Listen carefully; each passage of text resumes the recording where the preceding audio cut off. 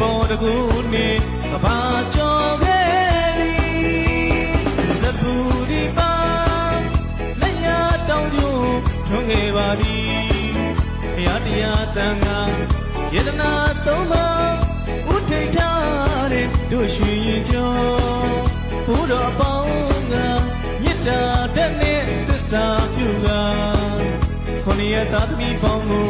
ကယ်ဆယ်ပြီးတဲ့တို့ရွှေရင်